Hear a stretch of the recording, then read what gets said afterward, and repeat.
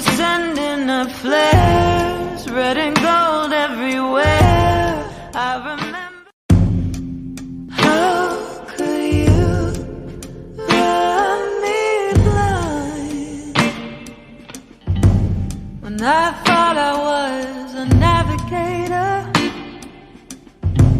I thought I could read the signs. You were sending up flares, red and gold everywhere. I remember.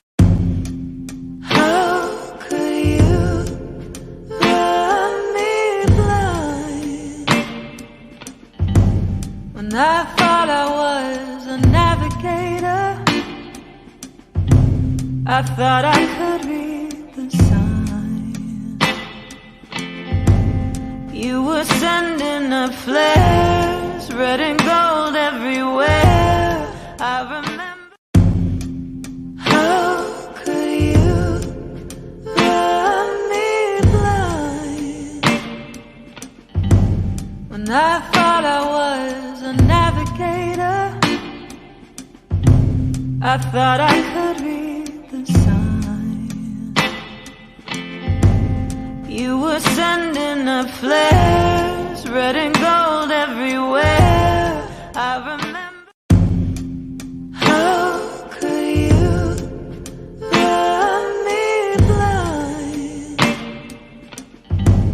when I thought I was a navigator? I thought I could read the signs. You were sending up flares, red and gold everywhere. I remember. How could you run me blind when I thought I was a navigator? I thought I could read the signs. You were sending up flares, red and gold everywhere. I remember. Hi, everybody. Welcome. Welcome back to another psychic live stream with me, MoniqueEmpath, your resident psychic medium of the day. Good to be back. So we do have a fun topic this today, music. It's interesting because it's like a really fun topic, but I'm not going to be able to play all the music that I'm probably not going to play any of them. Be able to play any of the music that I talk about. I'll probably be able to sing it though, so we'll sing along. But this live, I just finished eating some ramen noodles. This live is when we're talking about music and we're talking about the intuition of music and sending energy through music. It really is very similar to the live when we talked about sending telepathic messages. Um, so yeah, that's what this one will be like. Can you guys hear me okay? Is my sound good? It feels like it's really good. I feel like I'm really loud too. I miss you too. So yeah, we're gonna talk about that. And as usual, I don't have like a fully thought planned out type thing. That's usual. Usually it's just like a whole bunch of thoughts that I have in my mind that I want to get out. But this is gonna be really really random when we talk about this stuff. I want to hear what other people have to say. And I want to hear what other people have to say and what other people do about music, feel about music. And there's a thing. It's like majority of people love music, you could say, but some people are not that like they're not that I don't know connected to music. Um, so it's kind of like I want to make the difference between, oh, I just like music or I really like songs or I like these things, to the difference is to like that song or that artist like really like moved me or influenced me or affected me. Or the most magical things that happen is like you're thinking about something and then a song, that whole thing where like a song plays on the radio. people listen to the radio anymore? Where like a song comes up. I guess people do still listen to the radio. Where a song comes up and then you find that like that song is like literally speaking to you. I'm talking about those kind of situations where like a song and the lyrics actually like, when we ask ourselves, I used to do this thing. Hold on, I was gonna do my intro. I used to do this thing where I would like if I wanted to know something, like if there was a question out there in the spiritual world that I want answered, should I do this? Should I say this? What is this person thinking? Or what is my next move? I would literally like ask the question like out into my mind, into the world. And then I would go online and just like click random music, I guess you would say, like just click random music. And then I would use that. I know this is kind of like I would say dumb, but it's not dumb, but I would say I would use that as my answer. Now, I knew that maybe it wasn't the right answer, but if I felt like I did not know what to do in a situation, like it could go anyway, like I really had no should I go to the party or stay home? And like I wasn't bent in any direction. I wasn't bent in I should go to the party and I wasn't bent in that I should stay home. Like I wasn't bent in any direction. That I would play a song and then like basically like let the song, the words of the song choose for me. I've made a lot of decisions in my life that way. Um Goodness, if some people in my life knew that either I chose them for a date or I agreed to something based off of, what a song said. Oh my gosh, that'd be interesting. But so yeah, so that's what I used to do. But on top of that, there are times where it's like you feel like the song is really speaking to you, that type of thing. So that's what we're gonna talk about today. We'll talk about I just feel like we're kind of repeating the telepathic live that we did, but it's through music. So, and I've been in a very music kind of mood and lyric kind of mood. So, we'll talk about that. We are going to get to questions. So, if you have a psychic question on any topic, it doesn't have to be music or anything like that. On any topic, post it in the chat. Yeah, post it in the chat. And yeah, when we get to that part, that question and answer part, we will answer it. I know that this live on YouTube showed up the exact same way. YouTube is Bay. Is that how I'm supposed to use Bay? YouTube is Bay. I know that this live showed up on YouTube the exact way that it's supposed to show up. Where did that eyeliner go? Look at it. It's reaching for the angels in the I don't know how to do that stuff. Okay, I know that this live showed up on YouTube, the normal ways. So I think there was like a notification or something that said Monique Empath will be going live, and then I'm here. But on Facebook, I know that it showed up in a whole different category. It showed up instead of just live streaming, it showed up in events, and it looked like you had to book your event or Ray. But it's just the way the streaming software is set up, but I hope it works and it's still the same live that it's always been. So if you are from Facebook, it's still the same. I really don't know if it could share the I don't really know what the difference is. I just know that I'm still live. I'm still doing the thing that I've always done. Um Yeah, like, did you go live from your event? I it the streaming software is now making it so. So, when I set this up through the streaming software, it now does not just go live on the thing, it goes through an event, and then you could, like, book an event. It's kinda cooler, but, when they do changes, I don't always like change. I like change, but I kinda hurt like, yeah, so it's a little bit different, so I don't know. But basically, I'm saying it's still if you've seen it and it was an event and it was normally something different, it's still the same me.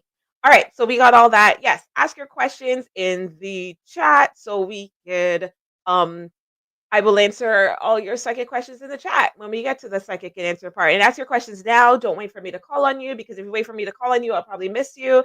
I'm not calling people in any kind of order. It's kind of random. So it's best to post your question now. It looks normal to you. Okay, that's good to know. So post your questions now, so then when we get there, I could just go down and see who's all had a question. Oh, I see a question, but this question's about me. There's a question about me. Okay, so I'm gonna play my intro. I have a new, well, it's not a new intro, but I figured out how to play a certain video intro that I wasn't able to do before. So we'll do that, and then we'll come back to the chit chat and stuff like that. And I'm gonna try to sneak in a few more noodles in my mouth for breakfast.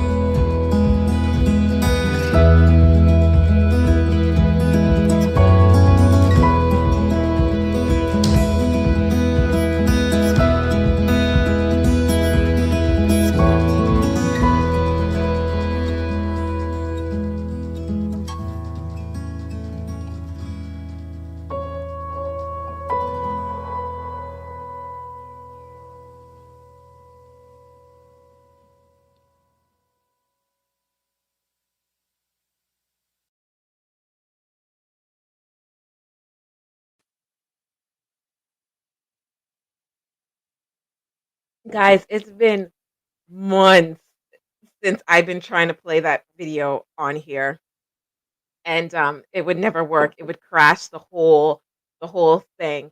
Hi, Lena. I see your question. Yep, keep posting your questions in the chat, and when I get to the question and answer part, we'll answer your questions. Okay, but I do see a question that's like about me, so I'm just gonna answer that and get it out the way, and then move on to my whole like music topic thingy that I'm trying to do. And look, I flipped the camera. I don't know if it works to you, but I mirrored the camera. It was like bothering me. And it's holding here. I have to show off my scarf that I knitted last season. Ah, ah, ah, ah, look at me. Ah, ah. I'm like, ah. Okay. All right. Um, there is a question. Hold on. About me. Okay, so Ishika Asawa House says, "How long have you been aware of your abilities? How long?" And I like how that's worded. It's like, "How long have I been aware of my abilities?" I would say about 10 years now. 10 years, because it was shortly after the birth of my offspring. It was shortly after the birth of my. Why do you want people to message you privately? Oh, you want me to message you privately? You're gonna have to explain this, because if because but it was about after the birth of my offspring that I recognized that I became aware, and I became aware of my abilities because someone, well, two things happened. Someone told me that they didn't tell. Okay, so the person told me that I should trust myself more. I should really trust myself. And they like was like trying to like nail it home. And then they also said, "You'll find out why later. Like this will all make sense to you later." And they told me that they can't tell me much now. Um and I'll just find out later. And it was actually another psychic who said that. And I'm like, "What the like, I didn't I think that was, like, my first ever psychic reading where, like, I actually cared. You know, when I was younger and we would go to the fairs and the carnivals in my town, there was, like, psychic readings that you would go and you're like, "Oh, what's my future?" Like, but I don't really care. This one, um, it was the one that I actually cared about, so I was actually, like, wanting, like, insight from her, but it also my first psychic reading where I didn't really, know what to expect or whatever, and so when she told me, "Oh, I can't tell you," she's giving me a reading, and she's like, "I can't tell you anything in your reading. I can't." Well, she told me some other stuff, but basically about myself, she's like, "I can't tell you. You'll find out later." So, I didn't know what she meant at that time. I wasn't like, "Oh my gosh, I'm psychic," because I didn't know anything about this world. Um, so I didn't know what that meant. She just said, "Trust yourself. You should really, really start to trust yourself. Like, trust the things that you feel." And I took that to heart. I took that to heart really, when she is this question that we're on. I took that to heart when she said that, but again, I didn't know. It was about psychic abilities. I was just like, "Oh, when somebody tells you to trust yourself."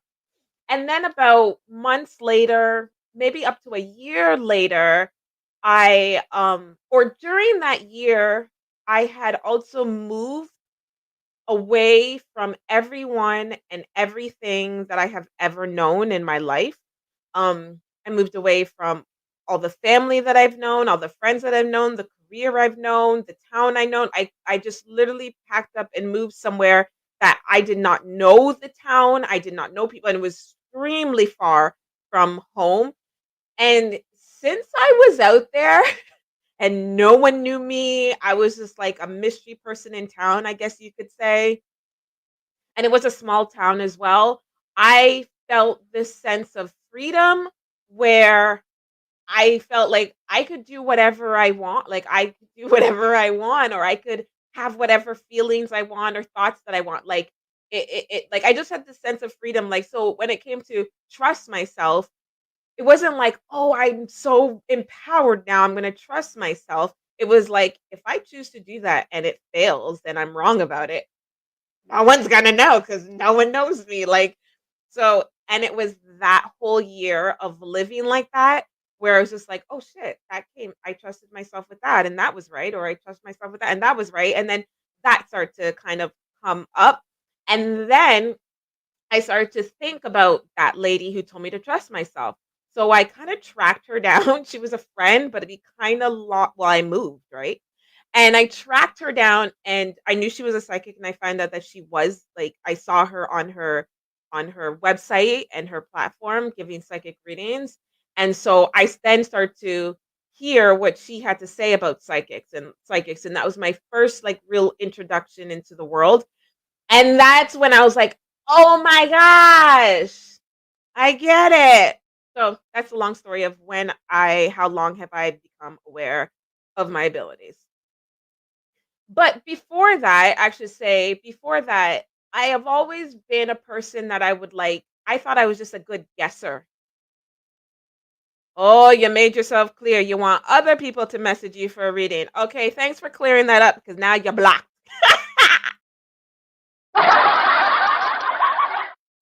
I wasn't sure if you wanted me to message you or someone else, but now you're blocked. Block, blickety, block, block, block. All right.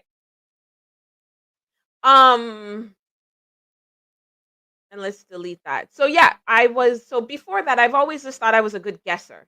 I thought I was just good at guessing things, or I thought like it was a little bit, to be honest, it was slightly narcissistic of me, I guess you would say. Maybe not, maybe I say slightly, but maybe wholeheartedly narcissistic of me. Because I did, again, I've said this before, but I never knew that people in the world don't see things in visions, in clairvoyancy. I thought, like, I don't know what time that never was, like, I thought that's how people thought about things. Like, I thought that's, like, I didn't know that other people weren't thinking that way. So, I like, so it's like I guess you say I spent my whole life being intuitive and using my intuition and perceiving life that way, but I thought everybody else did that. Like, I didn't think it was special. Like, I didn't there was not a I it was the issue was when I found out that other people don't think like that. So, when I say it was slightly narcissistic of me is that if I felt like girlfriends in high school or college or whatever, and they were like, "Oh my gosh, what's this? What's gonna happen with this guy?" And I would say it, I just felt confident to be like, "Oh, that's what's gonna happen," without no proof or ray or yah about how, you know what I mean? Like, it was just like, I'll just say it. I didn't have that sense of I could be wrong or whatever. But I did not know that's what was called psychic intuition. I did not know. I thought that's just I'm just saying it the way it is. And then when it would come to, well, how do you know that? It's like it just is. I don't have any, I don't know. But when I became aware of what that was and how to whatever, it was like, yeah, 10 years ago. Anyways, okay, so let's talk about music. Okay, so yes, music. I think it's like the most simplest thing. I mean, I love this topic, but I have a feeling like I don't have much to say about this topic because I feel like it's so obvious and so straightforward. And I put the title as messages in music, and it's just because I wanted to spice it up a little bit. But I mean, we always talk. I guess this is like me summarizing everything that we always talk about here. Energy, when we talk about spiritual energy or vibes and stuff like that, it's a we don't have to personify it into anything magical. It's literally a thing. It's literally like the electricity that runs through me can extend past my body and into the world. So the way to generate all that spiritual energy is through emotions.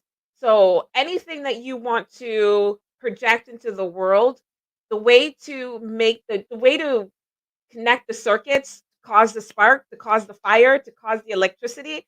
I mean, in the real world, you flick on a light switch and that happens. But the way to generate like lots of energy in you to project to the world is through your emotions. Your emotions trigger the electric circuits in your body to create energy, right?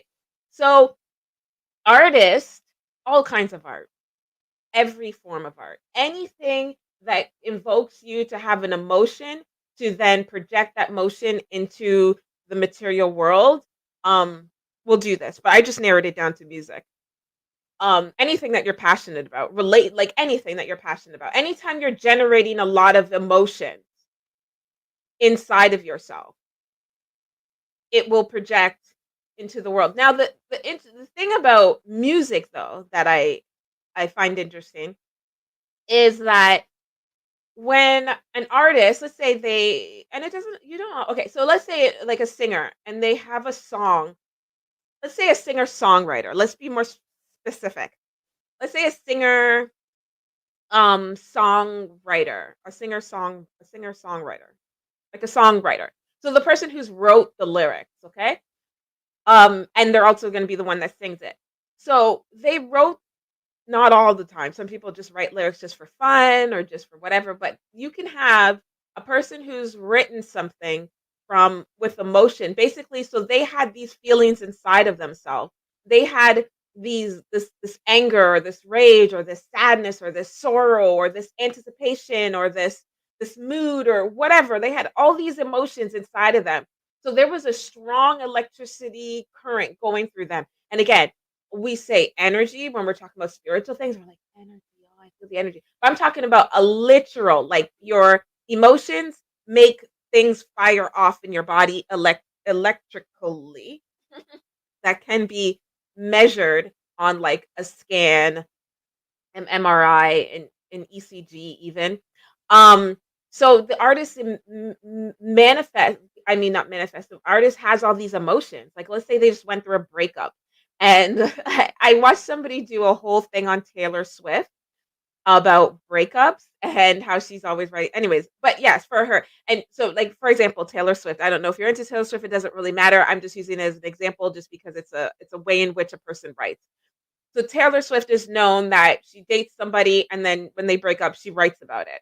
And so these are actual her real life experiences that she's creating into art and then she's expressing it. So somewhere in that, even at the point where she's in the studio and it's a job, but somewhere at the start of that, there was some real experiences, some real emotions. So those emotions generated certain electrical neurons and hormones and physical actions, like when you get scared, you scrunch your shoulders. So the reason why I did that, I didn't go, "I'm scared. I must scrunch my shoulders."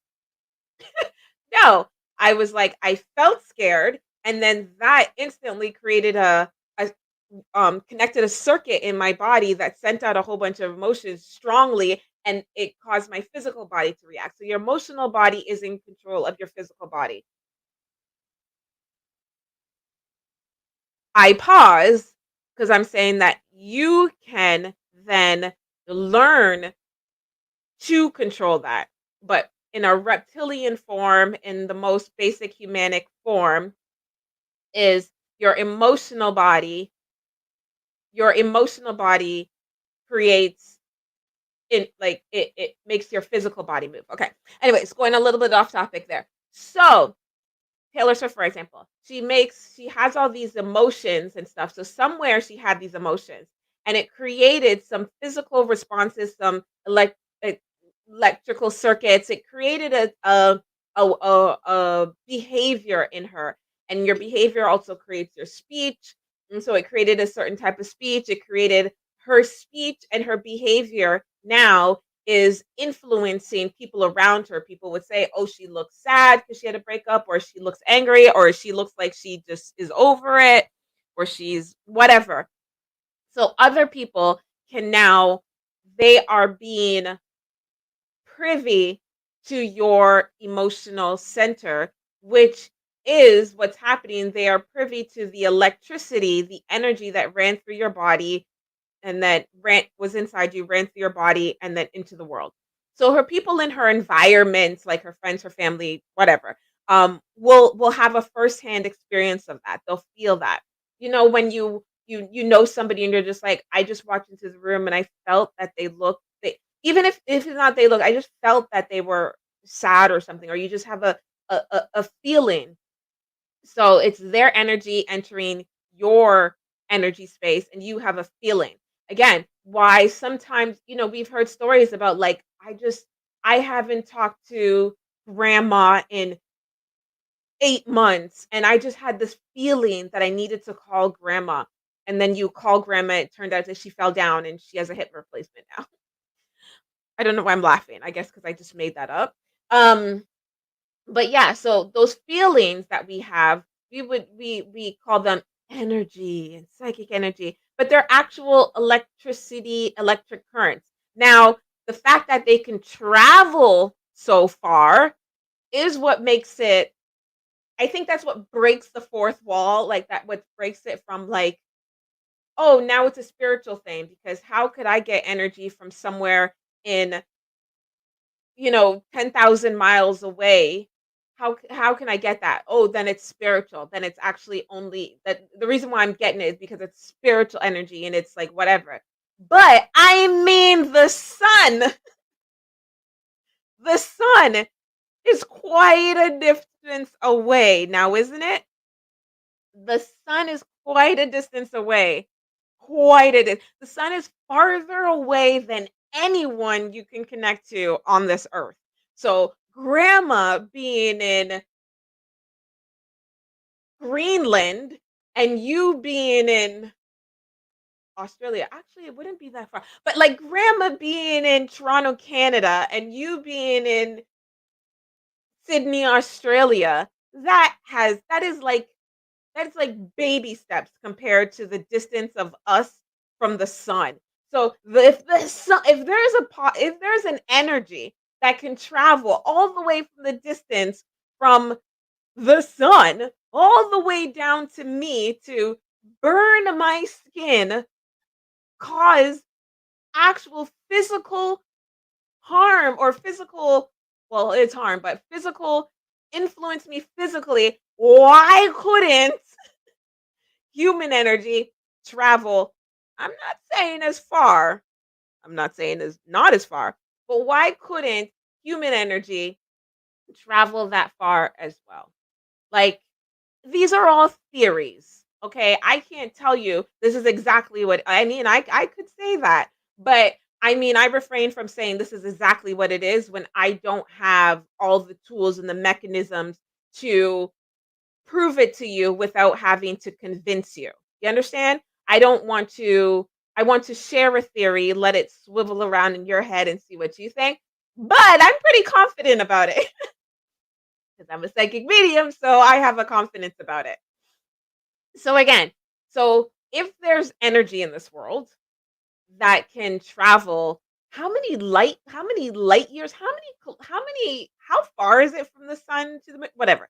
But we understand it's far. So there is energy in this universe that can travel far distances that you cannot see with your eyes. You cannot see it with the you cannot see, hold on.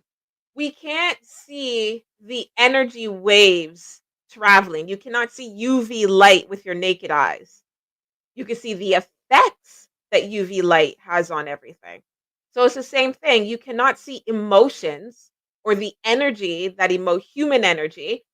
Like, is there a name? Because we have UV, we have X-ray, we have blue, we have the light spectrum. We have all these names for different types of energy, but we don't have a name for human energy. Or do we? Am I missing something? Do we? I don't know. If we do, let me know.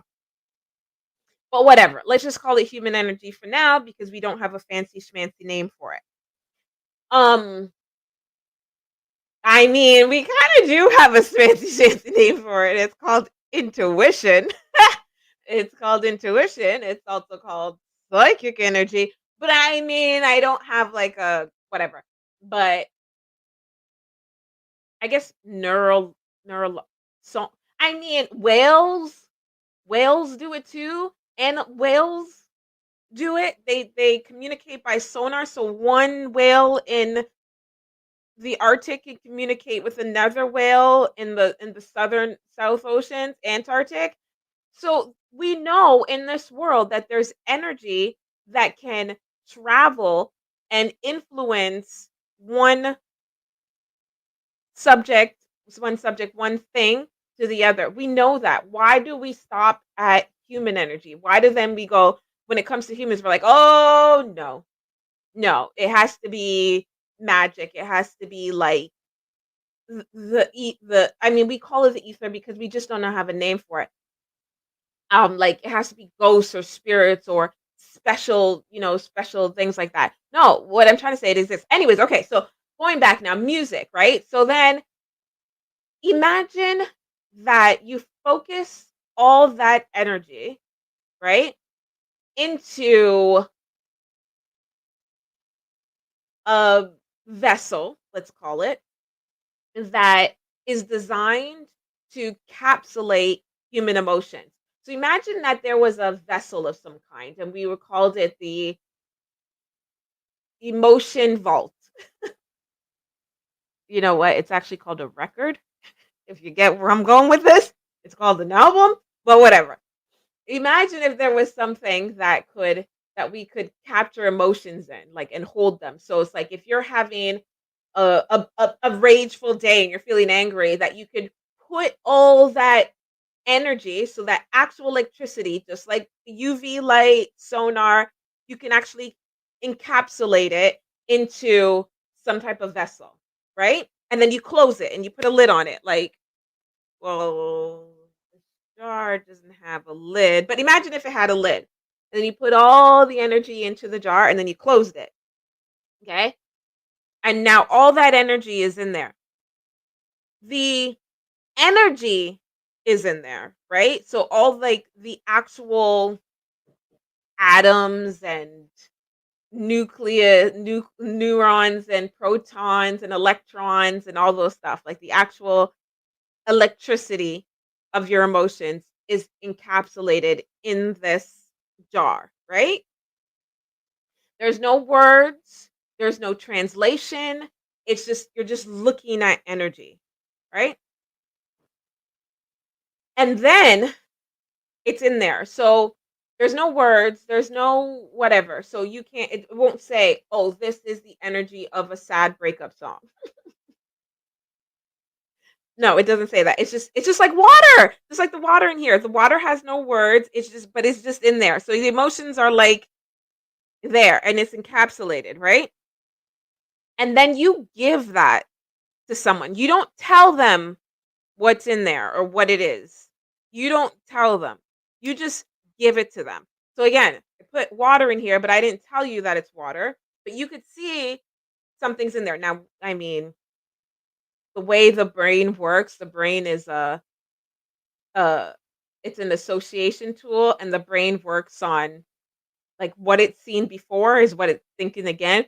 So, I mean, I did say water and it is water in here. But if I didn't tell you, if I just handed you this, right? You could guess it could be water. You could guess it's also some kind of other substances that are also very clear. Like you could guess, ick, I don't want their water. That makes so much sense. Yeah. Okay, see, you're going ahead, like you're going ahead of me, but not like good. Like you're following along. Okay. So, exactly. I don't tell you what's in there. I don't tell you what's in there. Now, because the brain's an association tool, the brain will look at this and be like, "Oh, it's probably water." Or it could be acid, or it could be vodka, because vodka, you know what I mean? The brain will associate what it thinks it's in there due to what it was associated. If I never saw a clear substance in my life, I wouldn't know how to articulate, "Oh, that's water." I would be like, "It looks like I've only ever seen blue slushy. It looks like blue slushy, but it's more thinner." You understand what I'm trying to say?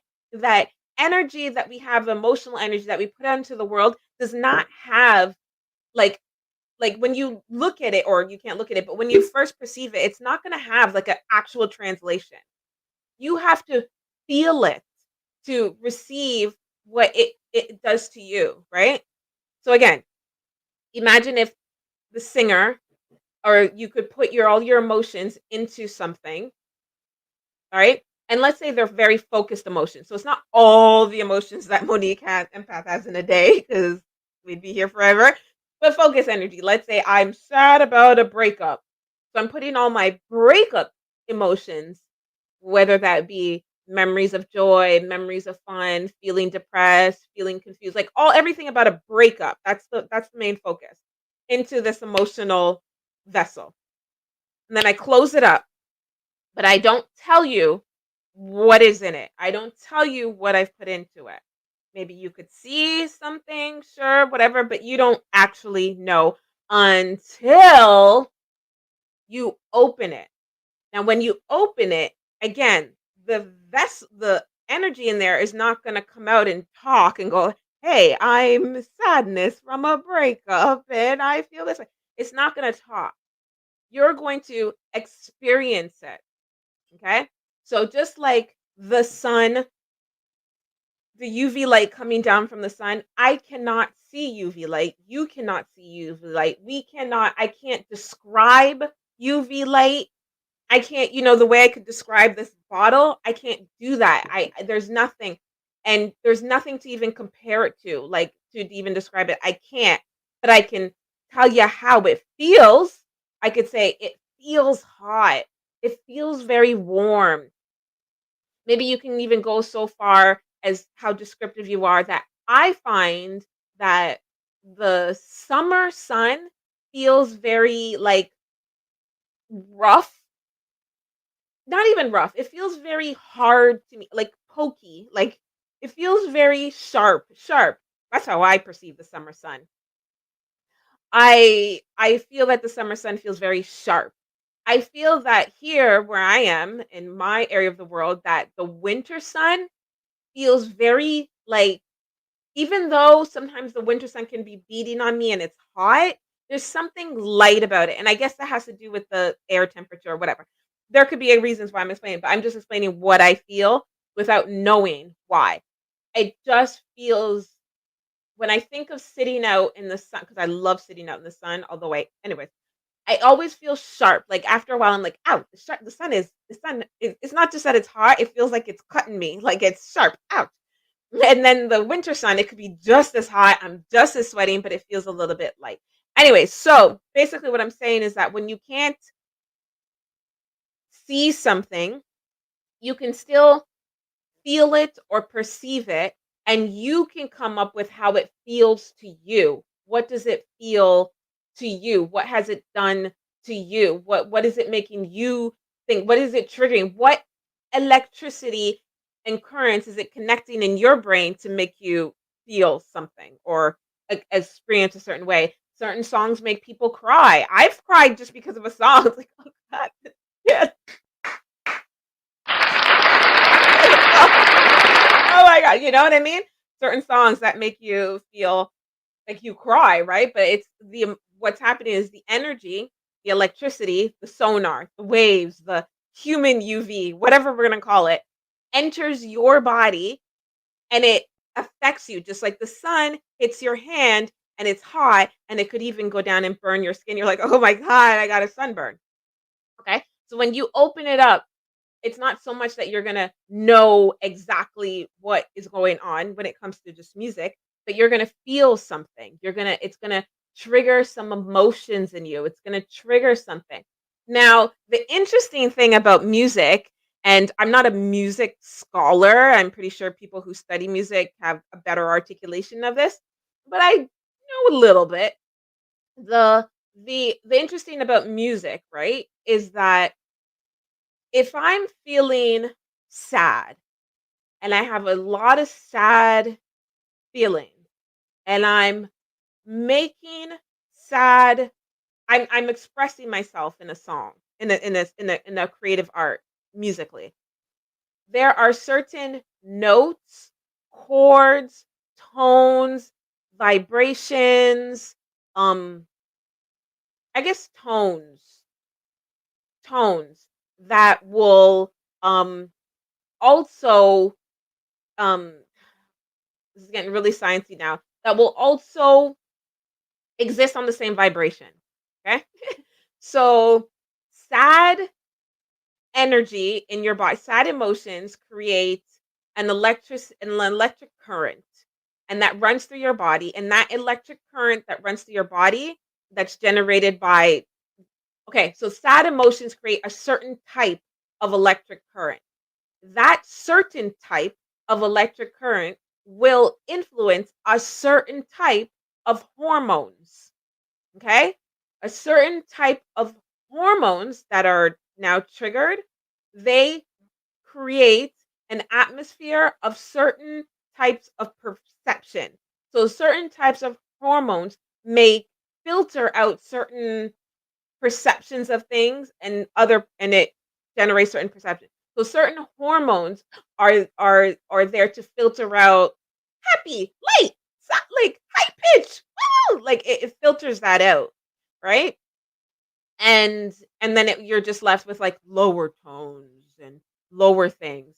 And lower tones and lower things vibrate on the same kind of energy. Like when you hit a bass drum, it's boom. What? I don't have a bass drum. It's like boom, right? And it's creating an energy. Your inside your body also has different tones of energy. And again, I explained it because certain electricity charges in the body create a certain electricity, which also triggers certain hormones. Other certain electricities creates this and it creates that. You have a whole system. You have a whole soundboard in your body. So it's not hard to theorize that when somebody is feeling low and sad, particularly over a breakup song, that their energy, that their electric current is maybe on a like a low base, let's just say. A low, like it's vibrating on the same vibration as a low a bass, the sound that a bass would do. Okay. So when a person is making a piece of art and they're feeling low and they're feeling, sad and stuff, that is not just a conscious thought. It's saying, "Oh, you know what? I'm gonna feel sad today. All right, sad." No, it is actually creating how the body gets low when it's sad because those hormones are kicking in that facilitate that energy. Those hormones are kicking in. When you play a certain drum, like you're not going to be beating it like because you don't have that energy and that response. So the music that you produce is going to also have a dark, low kind of tone to it, right? And that's just energy. And so music, so when somebody again, just like they're putting they've had a breakup and they're having a sad time in life, and so they're putting all their emotions into that vessel.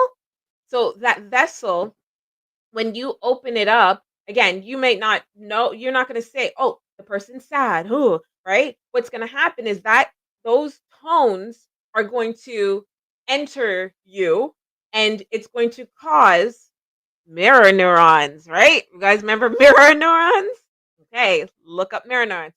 But those tones are going to um they're going to a couple things I see like I understand that happens. One, because the brain's an association tool, right? The brain and the emotions, they work together, but they're also two different entities. But they're like right hand, left hand. They don't they work together, but they have their own jobs, I guess say. But the brain is like your in a very spiritual, shamanistic type articulation. The brain is very masculine and the emotions are feminine. And it doesn't mean like girl, boy, it means whatever. Anyways, I don't want to get into that. But the brain is a very logical, straightforward, that's what that is. That like, it doesn't really have time for emotions, right? It can make sense of emotions like, oh, you sad. Okay. Trigger, sad, hormones. Whoosh. You know what I mean? But the emotional center is the one that creates that.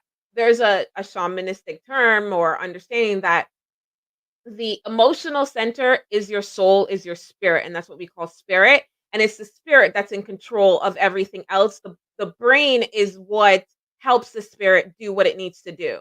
So it's to say that your core self is your emotion. That's who you are. Your soul, your spirit. That's who you are. And I guess we're the articulation of your spirit, your God self, whatever. And then your brain is what this spirit uses to get all the other things done. So anyway, so when you open up this vessel of the person who had put all this emotion in, you open it up now, right? The brain could go, "Oh, I felt that is like it puts it in and it gives you like a low tone. Let's say it's a low tone that enters your body.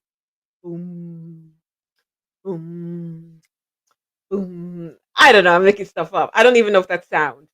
That's dark, but whatever. It's a low tone. Okay, so it hits your body. The brain will associate and go, "Oh, that's more of a sad song or a dark song or a deep emotional song." The brain will just do that. Even if you don't actually feel that way, the brain is quick to judge. Okay? What also is happening is that that low tone goes in your body and it vibrates with you, and so it's influencing. You have to receive it just like the sun. So the sun shines down and you feel it, right? You don't go, "Oh, the sun is going to be hot." You feel it. You're like, "Oh, the sun is hot. It is hot. It like it is I feel like it's a thing that you are active with." So when those tones enter your body, those low tones from the artists that put their emotions in the vessel, you're going to feel it as is. Like this is like making me feel like it is a low energy tone, like it's a low thing, you know? Um so that's what I say the interesting thing is about music is how music is psychic messages all the time and how when you have music a person can put their energy into a vessel and you can receive that in when they've put it into the vessel. It's like transferring energy. You don't need music to do that, but music is um a great personification of how a great personification of how psychic energy works. So when I'm reading clients, that's exactly what's happening. Your again, it's just like I hate how we use in the spiritual community we use energy so much that it loses the actual true meaning of energy, which means electricity. We say energy, and it we always think like spiritual stuff, but I'm talking about like actual. When I'm reading you, you are living, so therefore you have actual electricity flowing through your body and in ways I can't explain. The theory is that human energy can travel just as far as UV energy and light energy. I actually believe it travels farther and more. It's the strongest type of energy. It's so strong and so fast and so um it's faster than light. I feel that, and you know what? There was a study done at the what's that really nerdy university? There was a study done at this university, like where they do major studies. Anyways, and they were trying to test the speed of thought. How fast is the speed of thought? And they in this study they determined that the speed of thought is faster than the speed of light. Anyway, so that's where I come from. I feel that you're human energy. So when I read you, it's really the electricity and the energy that you're sending me. Well, actually, you're sending it to everyone, right?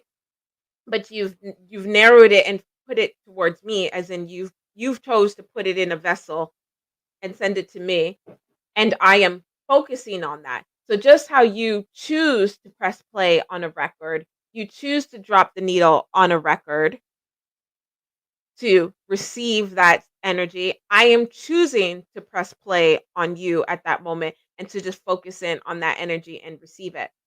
Um, I think also too, what I find interesting is that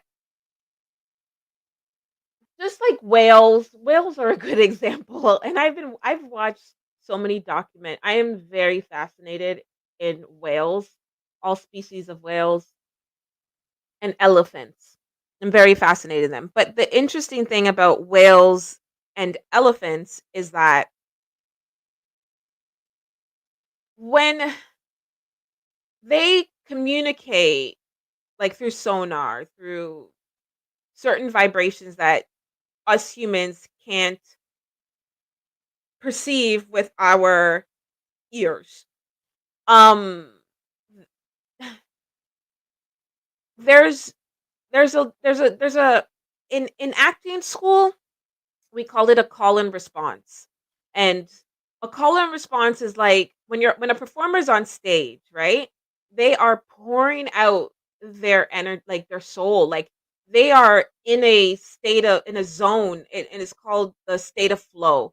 They're so immersed in their own feelings and the moment they are there's never been a more present sense than being in the state of flow.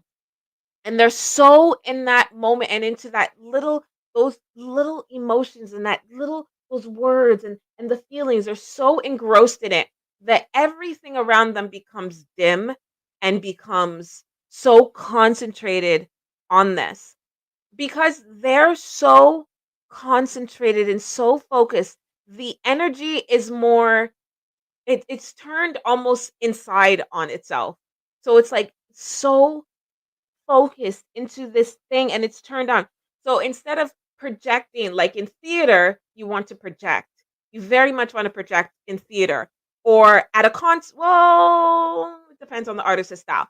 But if you're singing like an anthem type song, you project. You're trying to send your emotions out there. Bitty bitty bum bum. Bitty bitty bum bum. Hey. Then mom. So I como me suele. I am still seeing all your questions. Continue to ask them. We're gonna answer them. Um, hi from London, UK. So yes, when an artist is on the stage and they're singing like an anthem type song, there's the idea of an anthem type song is like you want the audience to sing with you. You want it to be a group effort. So you're projecting your energy out there for them to respond. So you are literally saying, I say, put your, put your put your hands up to the sky. Put your hands up to the sky. Put your say yeah, say whatever. I don't know. Okay. But you're doing that. So there's a projection of your energy, all that electricity being projected out. And when it hits the target, right? That target, it wants to project it back. And that's called a call and response. So it's like putting all your energy into something and then you want it to flow out and you are now opening. So it's almost like I'm taking off the lid of this. I put all my energy into the bottle, like the water, and then I take off the lid and I let it out, but the lid is open. So it means that it can kind of receive. So there's a call and response that happens there. And oh yeah, so when somebody's in a state of flow, so when you are Oh, yeah. So with the call and response, there's a sense of being present, but there's a sense of being anticipatory. So you put something out, but you're also focused on the future of that energy, right? You put it out, but you're also anticipating or waiting or anticipating that there is some like you're looking at where it hits. Like and so you're in the future with that being in the future and sending that kind of energy when you're looking at something hits, that's very how do I say it like influential. So in psychic reading, when you ask a psychic your question, you are open to it being hit. So the communication, what I'm trying to say is that the communication is more of like a telephone in that kind of sense because you have a receiver and then a talker, and then whatever.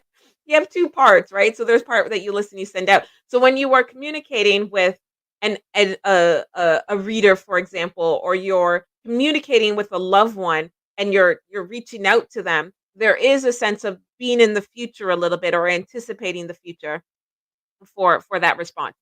Um so when music, so when you're listening to oh no, I was gonna say the other thing. So let's say you're having a rough day. Your boss was feeling really hard on you. Oh, I gotta sneeze. So let's say you were having telepathy. Yes. So let's say you were having a bad day. Your boss was just riding on you and just chewing you out, right? Like just giving you the business.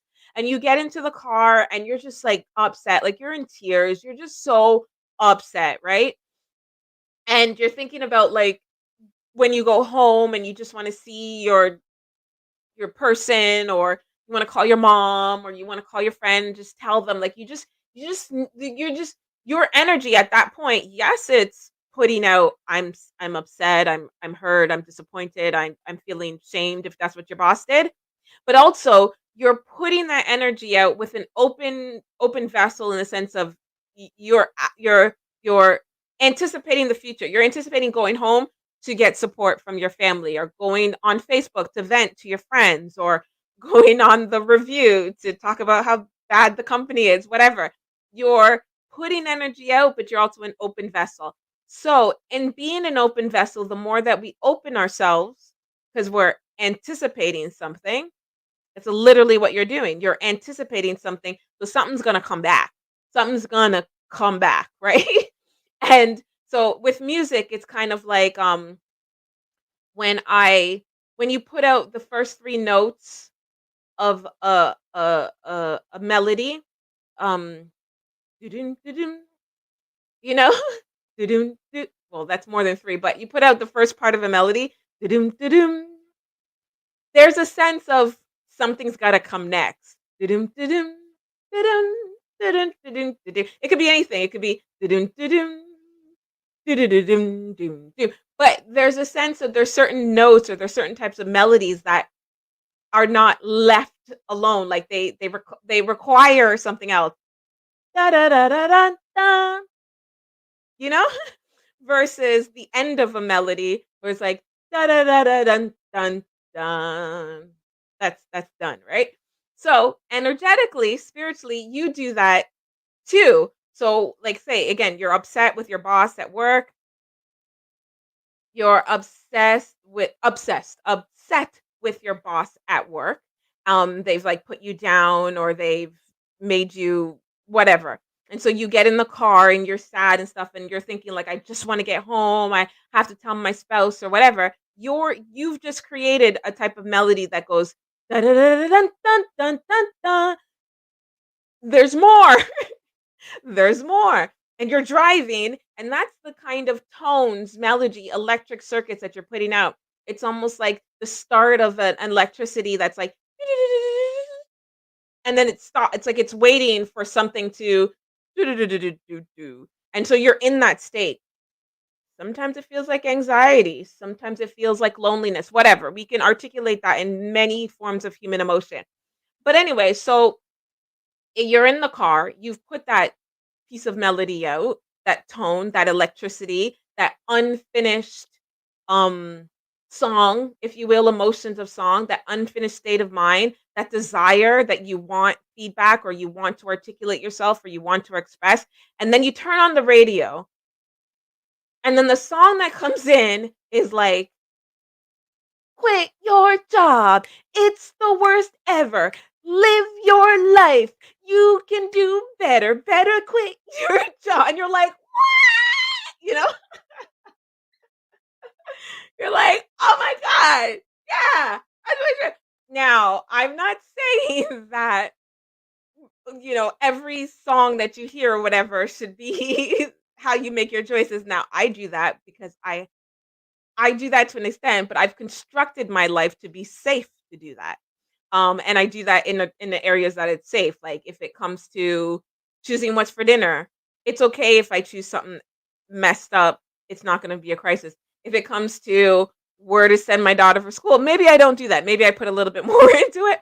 But anyway, but what I'm saying is that because you've sent out the energy of a call, a war cry, if you will. You've opened yourself, waiting for that tone, like you're waiting for that tone to come back to you. Now, the brain itself, remember, the brain is very logical and it doesn't really f around with emotions.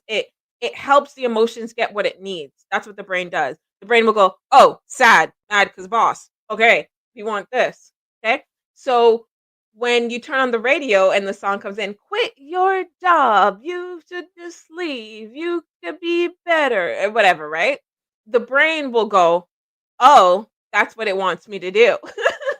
Right? Because the brain is very, interestingly, like, simplistic that way.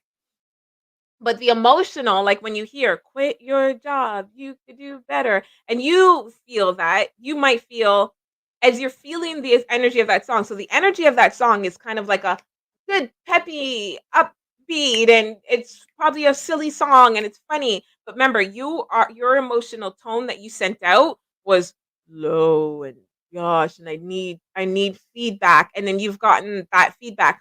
Um so, what I guess I'm trying to articulate is that when you put out a certain type of melody, and if it's only the piece of the song, you are going to receive the other parts of the song. You're going to receive. So, anything, again, it's all that, oh, what you put out is what you receive back, right? It's like if you put out something, you're going to receive it. The brain can choose how it wants to take the information that it sees. It's gonna say, "Oh," the brain says, I guess I should quit my job." Or the brain says, "That's funny. I now I can just laugh about my day. The boss was horrible, but that's funny. I'm not gonna really quit my job, but it just added some levity to it." The brain will choose how it wants to perceive that, but the point is that there was a call back. And that's why I was earlier talking about whales, and when they put out a sonar, there I mean, I've saw that there is some just chitter chatter, but majority of the communication between animals, let's say, whales particular, dolphins as well, but whales in particular, is they're trying to hear something. They're trying to get something back. They're putting something out to get something back. And I just find that very magical in a sense when it comes to music, because when you as when you press play, you are receiving, but you're also it's a sense to give your own emotion to it, to feel your own feelings. So when you hear a song, again, pressing play, it's the idea that you want to hear it, but it also invokes a response that it's going to do something to you. And you'll hear a lot of artists talk about how they love to know that their song influenced other people or motivate other people or made people happy or those kind of things. So it's not just the act of listening and feeling, it's the response to it. There are songs that you will listen here and not like it or not mesh with it or don't agree with it or want to turn it off. That's the response. There's a call and response. Um so when it comes to my cheesy title of there's messages in music, I wasn't literally talking about like listen to it because there's secret messages that you can encode in songs spiritually. I was trying to articulate that when you feel a song is not is just also electricity, electric energy that you receive. And the way we perceive energy is to respond to it, is a response to it. Again, so when you feel the sun on your hand, you feel it, but the way to make sense of it is to respond to it. Move your hand.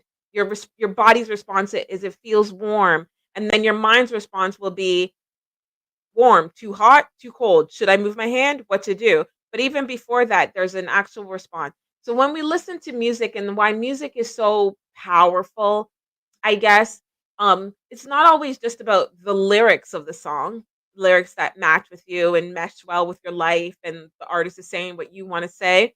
There's a definite kind of energy in the music that's response. And great musicians, and when I say great musicians, I mean great musicians as people who know this and study this.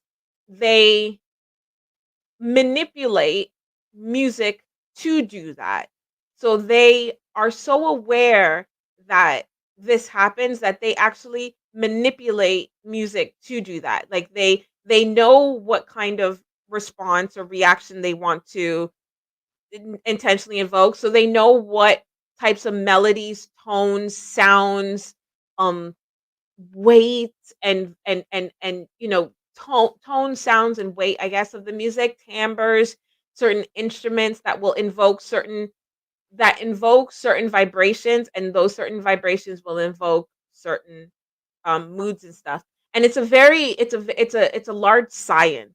It's a deep science, and there's a whole science on music therapy and art therapy and things like that. So that's why I love music. I love music just because I like to move my body and that's how I exercise. But I also like music because I live inside my own inner world being a psychic. It's all feelings and emotions and it's less what I'm literally seeing like physical and whatever.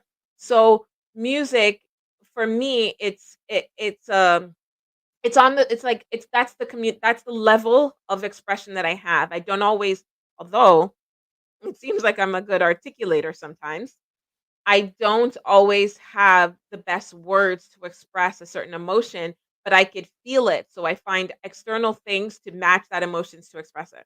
Anyway, so yes, you can find your messages in music, but the reason why we're hearing messages in music is because of the electricity and the tones and the vibrations that match with your own that then trigger a conscious response and also a physical response, and that's the message for you. And it's more of a call out and a receive, a call and response that you are also putting out as much energy as that artist or that song. So there's a sense of you are trying to call in, receive what messages you actually feel you may need to hear, that type of thing. And yeah, that's what it is with music. And I wish I could play some. Oh, and there's a couple songs that I put on the Facebook about what songs that I think really have to do with making music do with talking about intuition and that type of thing. But yeah, I think that's why many cultures, shamans of all types around the world use music to get into that zone, or use music to expand into another vibration, or meditative music, is because of that. Is not just because, oh, it's just whatever. It's like these there's an always think in the sense of it's actual electricity that you're moving around and manipulating to influence something. So your electricity and currents that you have within yourself are controlled by your emotions, and those emotions can influence your behavior, your thoughts, your actions, and it can influence your your environment. So think of yourself as like an electric circuit. Think of yourself as, I say think of yourself as an electric circus, but circuits, electric circus.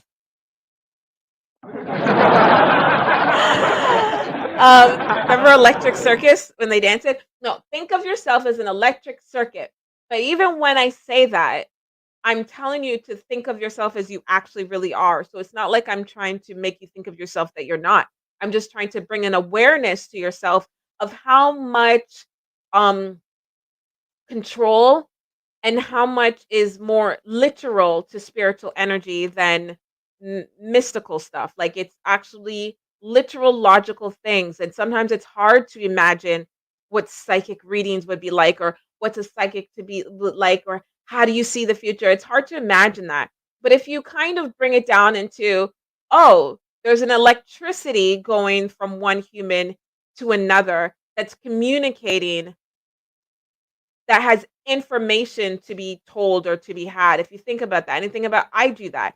There's electricity going through my body right now. That's how my heart is beating.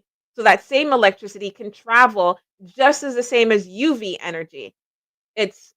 I mean, listen, when somebody has heart problems, what do they put? They put a thing, electric device inside the body to move. So literally electricity is what keeps you alive. And it's the same elements, it's just the strength or speed of them, right?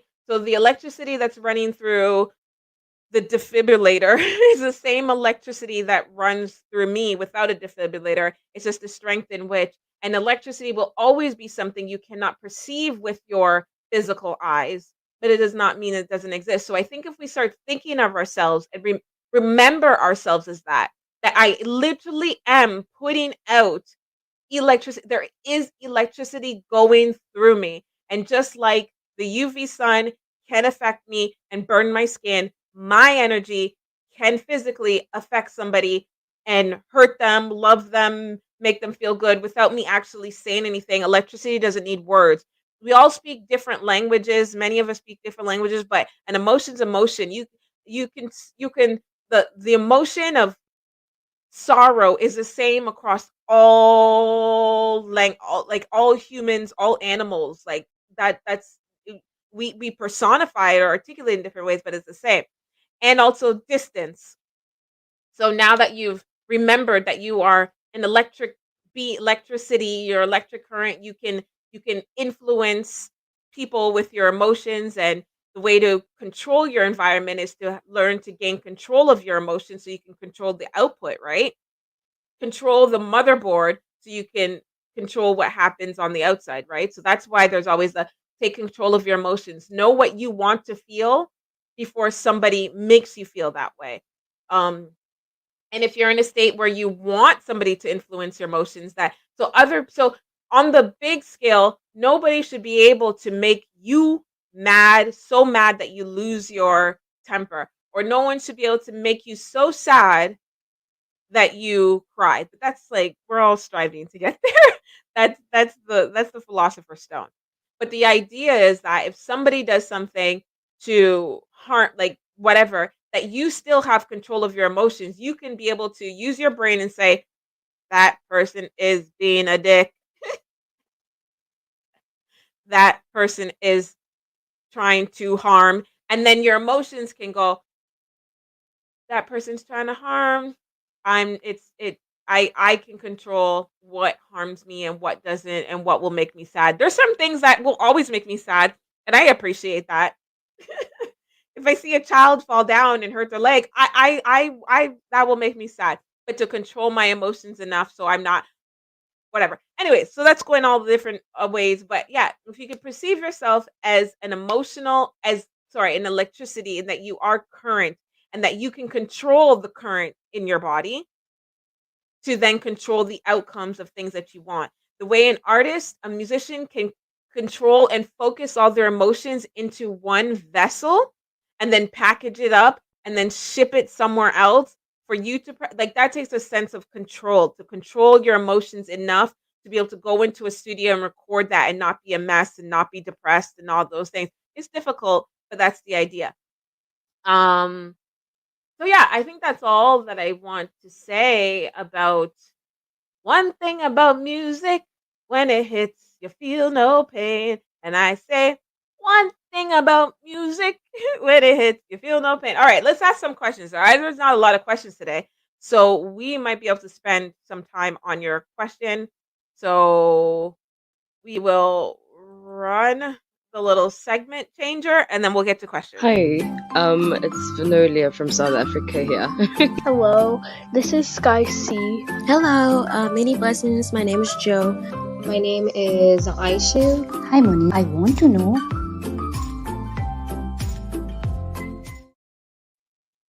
All right. So there you go. Post your questions in the chat. Be specific. All right. So for the question and answer part, I am a clairvoyant.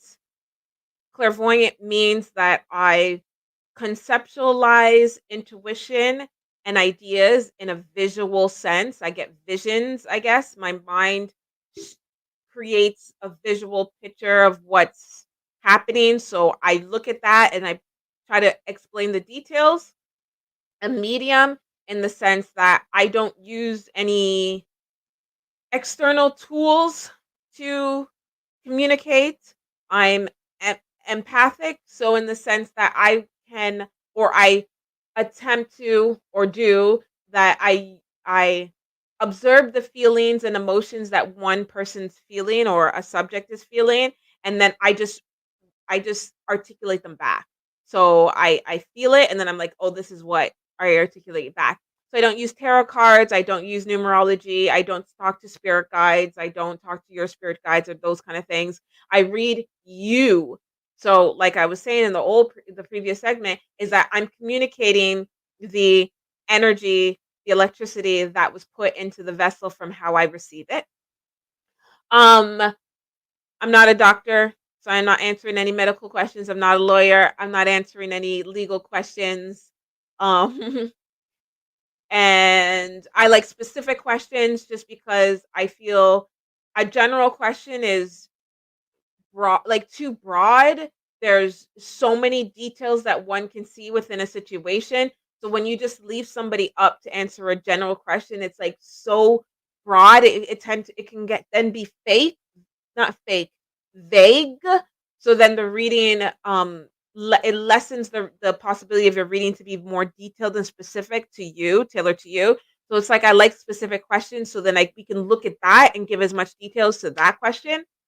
No questions that infringe on the boundaries of another people. I'm also not an astrologer, so I don't really know. I don't care to know, and I don't want to say that so meanly, but I don't choose to use astrology as my way to perform or give the service of intuition. So I don't know. I don't pay attention to that. And yeah, no questions that infringe on the boundaries of another individual. So if you haven't talked to somebody, if they have blocked you, if they said they don't want to speak to you, asking me what their whereabouts and what they're up to and things like that is not, I don't do that. That's just my personal boundary. If you want to ask about how they might be thinking or feeling, sure, we could do that. By asking about things about their life, this person has chose to block you. So despite me being able to look, I find that as a personal boundary that I don't take. All right. So, and post your question once if you don't see me get into the question, doesn't mean I didn't see it. If you post it a lot, it just makes it actually more difficult to read your question. All right. Okay. So I answered that question. Question: what is Vyom's intentions towards you? Okay, Lena Joseph. Lena Joseph from YouTube says, question: what is Vyom's intentions towards me? Hi, Lena Joseph. I'm MoniqueEmpath. I'm your resident psychic medium today. So, what do I perceive that Venom's intentions are towards you? I might have to move this light because bright light bothers me when I'm. Hold on, maybe I could do something here. Really bright light bothers me a lot when I'm about to give readings. That could be a thing. It could be a topic that we talk about. But okay, so nuns, I don't like when we say what their intentions are. Sometimes people approach things and they don't actually have an intention. They just have like a present thought in the moment. So not everybody who says, "Oh, I want to start dating this person," or "I like this person," or talks to them, or hollers at them, doesn't necessarily have like an intention. Like reverse the question to yourself. You may have intention, but think of the times where like you were just seeing someone or liking them. Like you would say, "What's your intentions with this person?" So people don't always have intentions, but sometimes they do. All right. So with that being said, what are this person's intentions? It looks like there looks like a sense of wanting to see what you have, like wanting to see how far you go, like trying to see where you go. It looks like this person is trying to get follow me to the end of my sentence because it might sound odd at first, but there's a point that I'm trying to make is I'm trying to say. It looks like this person's trying to like, well, what are you gonna do or whatever? Like they're just trying to see what they could get, like what you are willing to offer. That's what this person's doing. I don't think that they have. I guess that would be the intention to see what this person that's after. What would she want with me? What would that? I don't think there's a deeper thought into like the future or stuff like that. It's very present moment, but this person is interested in seeing what you will have to offer. So they're kind of like watching and seeing what you do, and they'll take on that and expand with that. I can explain a little bit more if you need me to, but yeah. Susan Walters from Facebook asks, "Is R or P going to get back in touch with me?" Okay, so there's two people, and you want to know if either one of them are. I get P. I get P. I mean, back in touch with you. I get there's gonna be some. I get there's gonna be some communication between you and P. Yeah. Sometimes when we say, "Will this person get back in touch with me?" as if it's like there's more to it, right? Like back in touch, like there could be a possibility that this person messages you to ask you a single question, and that's all that they want to know. They just had that single question, or they have to give you something, or they have to tell you something, or they thought you said something and they want to ask. Like sometimes it's just like a very situational. Um, so I do feel that P, it's going to be something like those kind of like I feel like you're going to hear from this person. And R, will you not hear from this person? I feel like at this point, R does not have that intention or that like there's nothing that R like wants at this present moment. And will they in the future?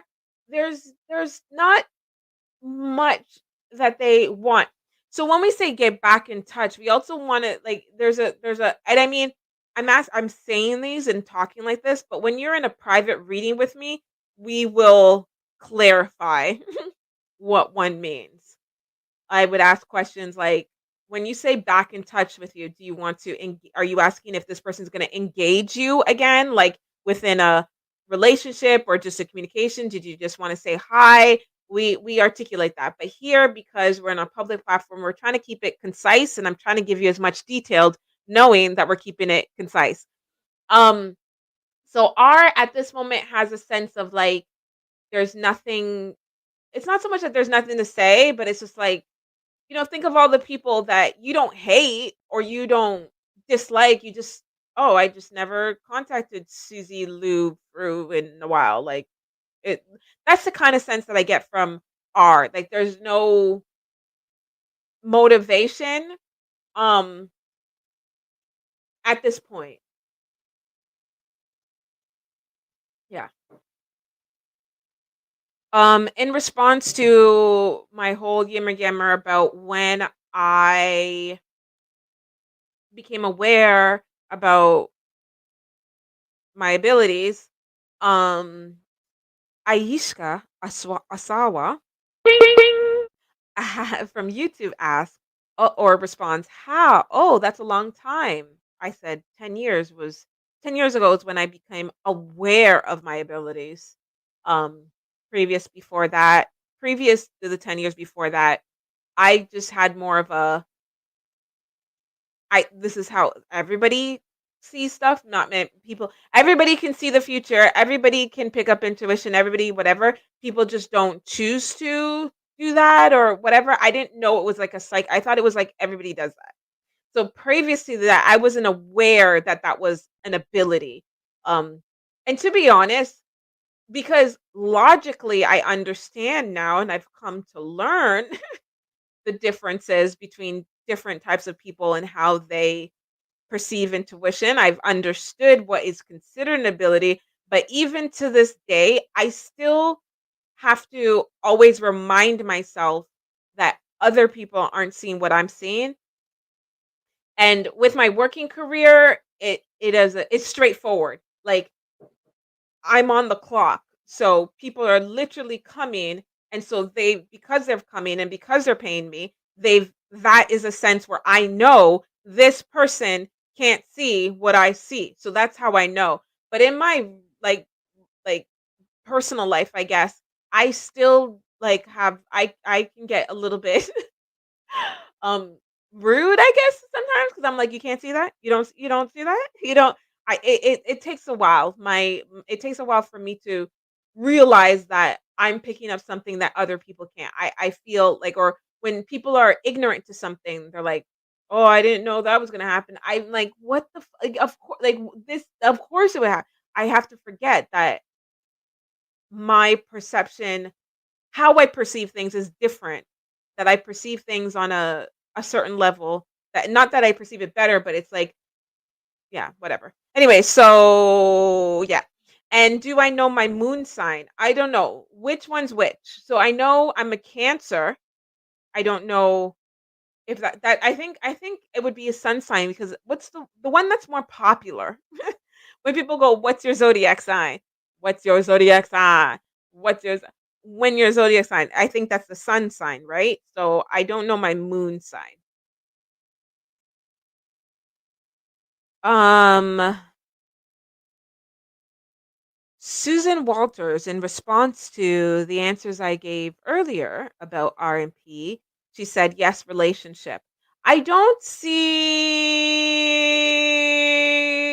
either making. Okay, so with R, again, I feel like this person doesn't hate you or doesn't not like, there's no true bad blood. They're just not where you might want them to be for a relationship. Like, let me give some examples so it doesn't get so personal, and then you could take from my example.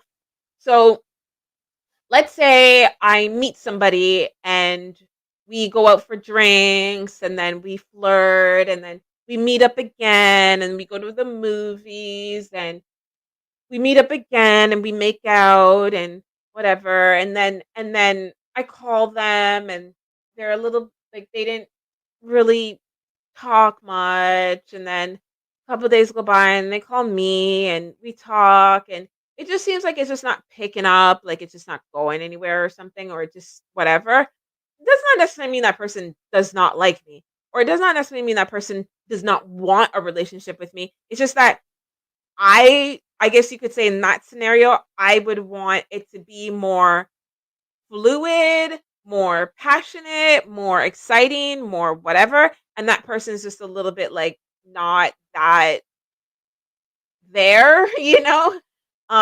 And so in that sense, that might not be compatible. Like then we'd be like, "Oh, whatever, I say something and then they say something and we don't talk." And it's not compatibility. Um so to say like would that person want it, cuz could it be possible that that person still wants to be in contact with me in the way they contacted me? Like they want to be like more like, "Oh, kind of, whatever." And I'm not gonna be present this time, I'm not gonna be present that time. That person might still be okay with that, hence a relationship. You or me, I might not be okay with that, hence conflict in the relationship. So sometimes in this situation with R, I feel like it's a little bit like that. Like you could have I see a potential of having a kind of relationship with this person, but it may not be the relationship that you want. And so therefore then no relationship. Um yeah. So that was all in response to Susan Walters from Facebook. Oops. I think I accidentally blocked somebody by accident.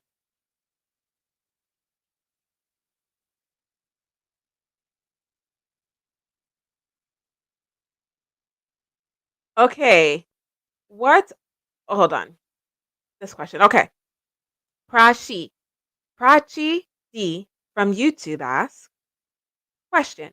My real gold earrings and necklace is no more there in the cupboard. Was it stolen since only my house helpers come to the house? Okay. Ding, ding. I mean, that bing, bing, bing made it sound like I was saying yes, whatever, like it's right. No. Um, okay, one, I don't like to look for lost items. I like to read human energy and people versus things. While items have energy, I don't like to read them. But I don't what I'm understanding from from your question is that you're suspicious of your house. Like there's two things. One, I feel like there's a suspicion of the people that come to your house, but also you're just missing an item and it feels odd. Um so I think there is people involved enough for me to be able to read this. We use the word stolen and that's a crime. And I don't read legal things.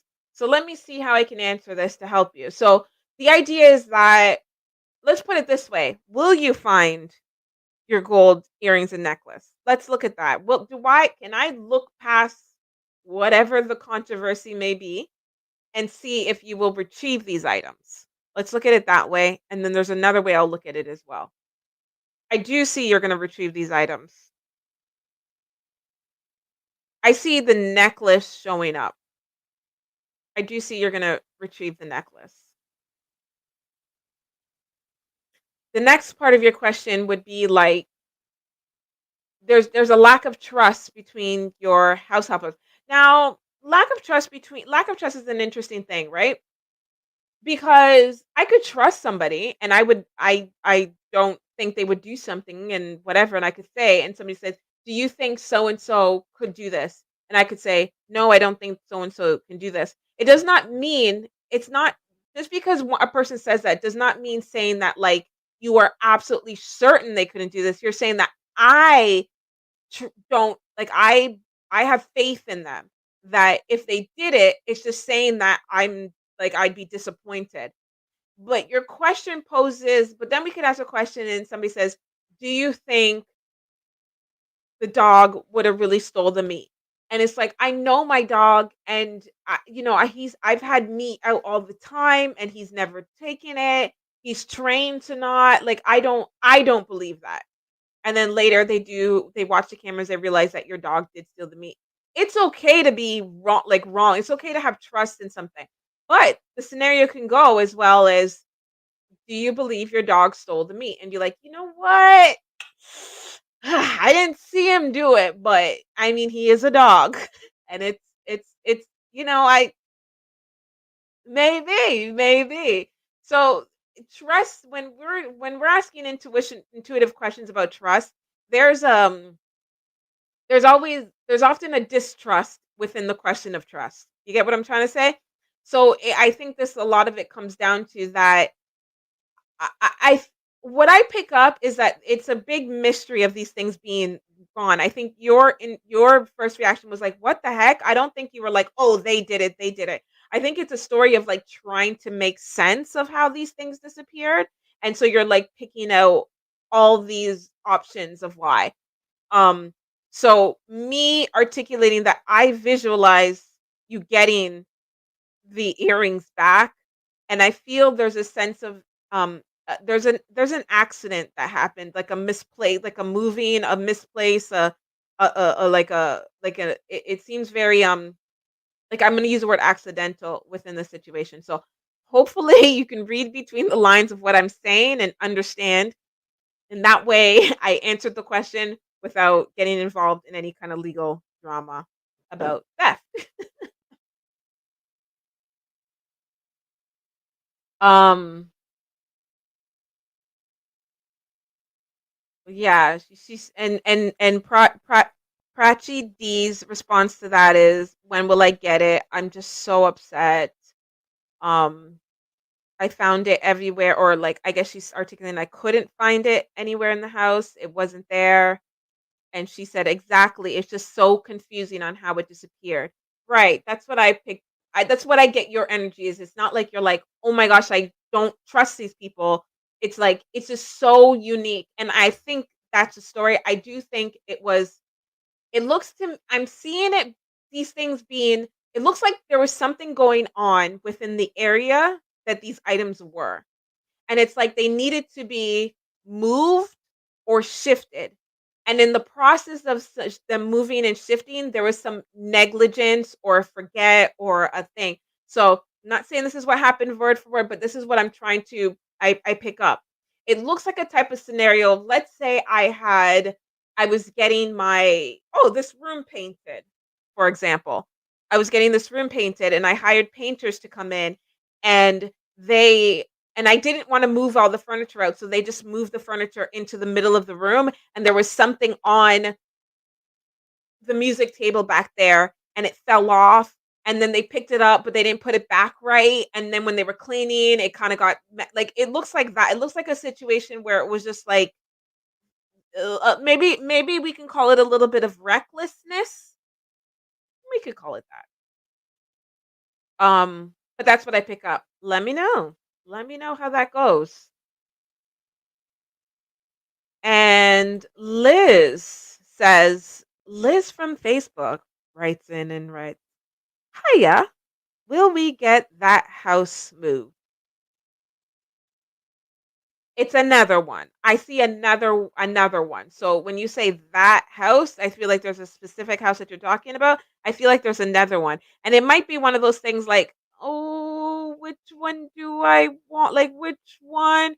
And I feel like your situation might not make sense to a different house. It's like every like why like a lot of things would have to happen for another house to come in. But I'm just getting another move, like another like where your energy is anticipating going. I'm not seeing it go there, but I'm seeing it go somewhere else. All right. So there we go. Didn't realize this. Spammer. I just got them. So there was not that much questions today, and I can't talk for a whole. Well, I probably could, but I don't have much to talk about for a whole 3 hours. So this is going to be a short live today. And I kind of anticipated it would be a short live today because it was really the music theme was Ratchy D. I did. Hold on. I did articulate that I do see the necklace showing up. I'm not sure about the gold earring. Okay, Cindy Riddle. Cindy Riddlemore Land. Hmm. Hi from Kentucky. I'm new at this. I love this. I feel. Oh, you feel well. You know what? That makes me feel good because listen to me. I just like went off into a world just because you said that. It makes me feel good because I feel really comfortable doing this and at home, and sometimes it's kind of like like I could add some more spice and entertainment to this and kind of make it more, I don't know, watchable. But so it's kind of funny that you say that you like this and you feel this because that's exactly how it is. Like I'm literally at home. Well, although I have some lights on and put some makeup on, I'm literally at home and how I talk, um, So you've good. I'm glad that you feel that. If you anybody wants a question, just post your question in the chat, a specific question, and I will answer that. We don't really offer general readings here. We answer more specific readings. So, what can we talk about while I wait? Because I'm about to head up out of here, and I feel tired. I am starting to come down with a little bit of a cold. I had a there's a child in this house, and children get colds, and I tried to quarantine her, but that didn't work. I feel a little under the weather. Um, Post your question again. No, don't post your question again. Let me know that oh, there it is. See, don't post it again. Okay, I got it. Oh, I know why I missed your question because you had already asked a question. And so I always try to answer everybody's first question before I answer anybody's second question because then it could get kind of messy. It can kind of get messy. All right, here we go. Ashika, listen up, children. Ashika Asawa from YouTube asks, question: what are san san sonnets? Excuse me, I'm getting over the gas. Okay, what are Sonnet's feelings towards me? Will this connection go anywhere? Very passionate feelings towards you. Very like passionate, like intimate attraction feelings towards you. I do feel like this person is going to stick to you or will want things to continue. So it really is all up in your hands if you want it to continue. And let me look at some challenges you might face.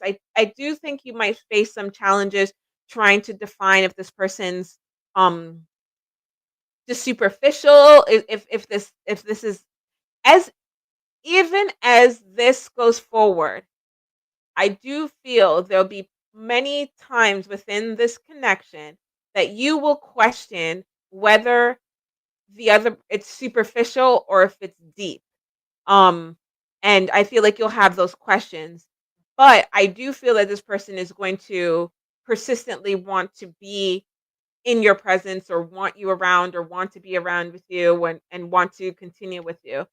The level of how deep this person is or not, it's kind of like, how do I explain? It's like nobody wants to be with somebody who's only there because they're superficial. I say no one. What? So, and the level of deepness that is something can gain, um, it's kind of like a two-way street. So somebody's like doesn't share a lot or they're not as open, but they're consistent and consistent. That might trouble some people because they're like, okay, they're here all the time, but I don't know if they really like me. I don't know if they're just whatever. You could always have those questions. But if you have those questions, that's an opportunity to try to get deeper with that person and try to see and try to like expand on that. And I see that within this connection, that will be a hurdle for you to do that. So I see the potential of this going, but I see the potential of this going, but what I actually see is that it doesn't continue. The reason why I said I took a long train to get there because I've been observing, well, many years. This is not new, but I've observed that sometimes when a reader tells a client no to something, sometimes the client can walk away thinking, "Oh, that's just because of how the universe went." And I want to do a little bit more to give more insight as to why something is not no.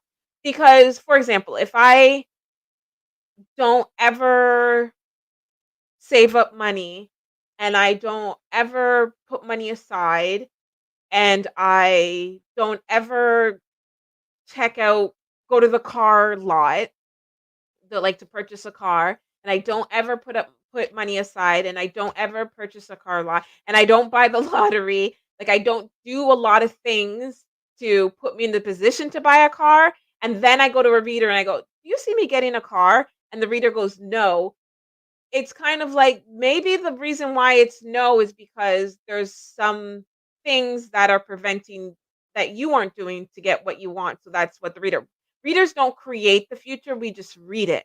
So sometimes when I've realized when I'm saying no about something because I don't see it, I feel like there's more to the story as why I don't see it. So again, in this kind of situation, I do feel like this person's into you and passionately into you and would stick by you. And I think there's going to be some challenges within the level of deeper intimacy that you and this person could have. And I think that if those that could be that like I see that when I look at your energy, it's like that level of deep connection and bonding is important to you.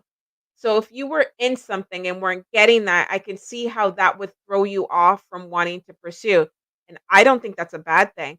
I don't think that we as humans have to spend an inordinate amount of time in something trying to gain something. You could, but that has to be a choice. I have to be say, "Hey, I'm not getting this now, but I'm choosing to stay in it to see it develop."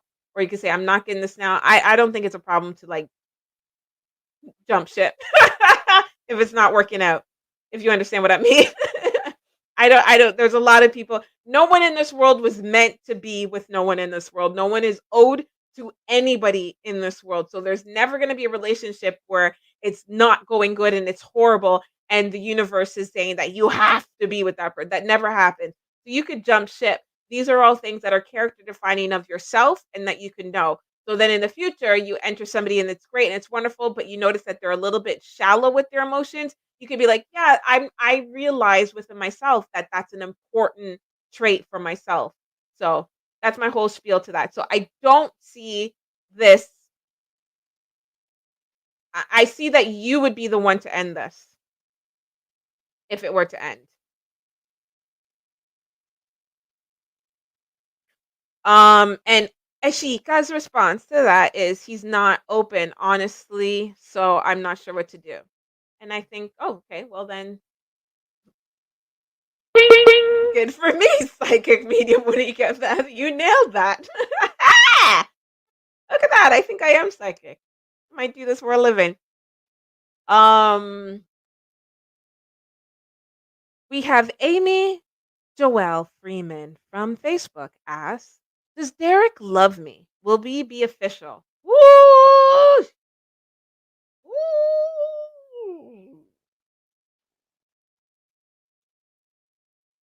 Love. I lost myself on love. I was looking for a thing. Oh, this cold. Okay. Does Derek love you? Okay. I mean, love is a very loaded word. Love is a very complex word. It's not that complex, but we complex it. It's like okay. So I invite you all to the perspective. I invite you to all to have this perspective or take a look at this or explore this. That it's possible for someone to love you, to truly care about you, to truly have those feelings, but at the same time, that person has certain traits or characteristics about them that make it difficult to pursue a relationship or to be present in a relationship or whatever, right? Like, love does not take away a sense of responsibility. Love does not take away or a lack of responsibility. Love does not take away the the you know what I mean? Like, you could love somebody, but people are still an individual. Like, whatever. So when people say, "Does this person love you?" I just preface that I haven't read you yet. I just preface that because sometimes the answer could be, "Yeah, they love you." And then it'd be like, well, why do they treat me this way? Well, maybe because they're bad at doing that, or they don't have those skills. They never learned that, or they perceive things differently. Okay. So, anyways, Amy, does Derek love you? I do think, and I do think this person has love for you. Like, I do think this person cares, but there's a stress that this person also has, like, within the context of this dynamic. It's almost like they feel stressed about it at times. Not saying that you bring them stress, they feel stressed. And that's another perspective. Somebody could be annoyed at you, upset at you, angry at you, but it doesn't necessarily mean that you've done anything wrong. People can have their feelings for whatever reasons. But I do feel that. I feel like there's a sense of stress that Derek has within this connection. There's a sense of feeling the need to be more present than, yeah, he feels a level of stress. Will we be official? I I don't see so.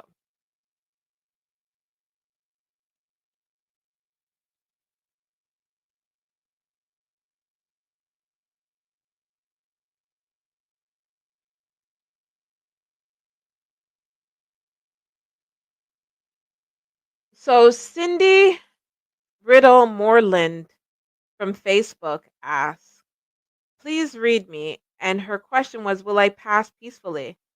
I am not the Grim Reaper. I am not the Reaper. I am not the transitional person from this life to another. I don't. Those are duties for a different entity than I am.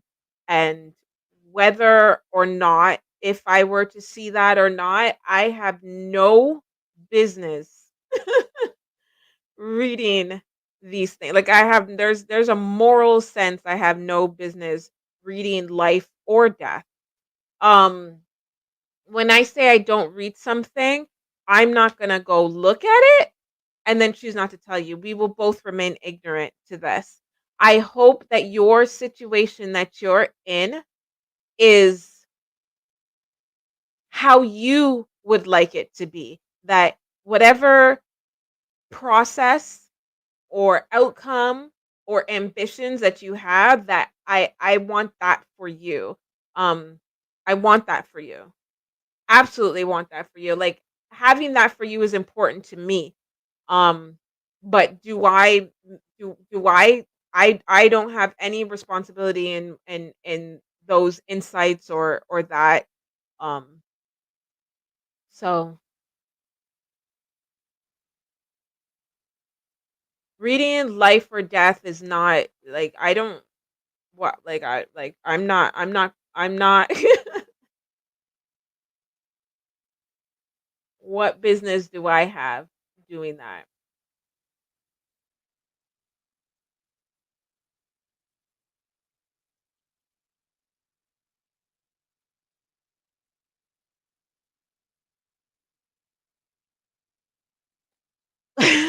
It's a journey between one's physical body and their spiritual body.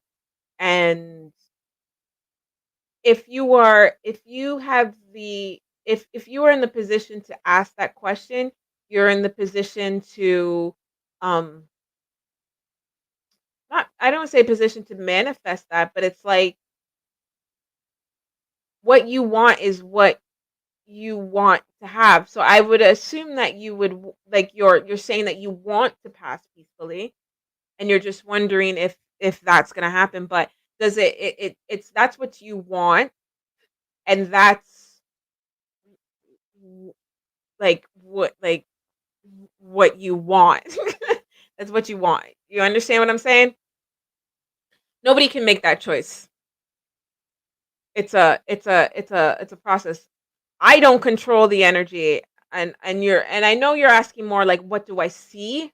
But I don't see that's an appropriate thing for me to read. I mean, maybe another reader would read that, but I don't see that as a, like, I don't want to see that. I don't want to have that imprinted in my, like, I don't want to. There's some things that I don't there's some pages of life that I don't choose to look at. And although I have the ability to look at it, I also have the control to choose what I see when I don't. Those are called boundaries. Um, Amy, Joelle Freeman, I do everything in response to my question. I do everything for him and his family. We are always together, but every time we get too close, he gets scared and pushes him away, and I don't believe his love is real. This is also like a similar type of thing. I can't tell you, like, if you don't believe something is real, then that's a statement within itself. That means that something within this relationship is not allowing you to believe that it's real. You understand? So that alone is the answer. I don't believe you. So if a psychic tells me that, it's how is that going to make everything different? Are you going to be like, yes, okay, everything's perfect? It's not. We can't tell you what to feel, and your feelings are a testament to your reading. So if you don't feel someone believes you, then that means they're not doing enough, or there's something going on that confidence is not there, so therefore it's not there. Earlier when I was saying that someone can love somebody, but they don't necessarily have that's why I said love is a loaded thing. It depends on what you there's people that I love that I do not want in my life. I'm like, I'll love you over there. I don't want you to come over. I don't want to have phone calls with you because I don't appreciate how in which they conduct their lives and how in which their choices may influence me. I don't appreciate them. But to look at that individual as a whole, as a individual person outside of myself, I'm like, I actually appreciate that person. I think they have good qualities and I want them to be the best. And if I had energy and love to give, I'm sending them. I just want distance. I'll just love you over there. So that's what I was talking about sometimes because let's say somebody who loves you and cares for you and all that stuff, but they never learned boundaries. They never learned how to appreciate boundaries. So they're constantly wanting to step on your boundaries or infiltrate your boundaries. That does not necessarily mean that person doesn't love you. That means that person doesn't have good boundaries. And if that person can't work on their boundaries, then maybe that connection won't flourish. Another example is someone who loves you, but maybe they struggle with anxiety. They struggle with a severe anxiety about relationships.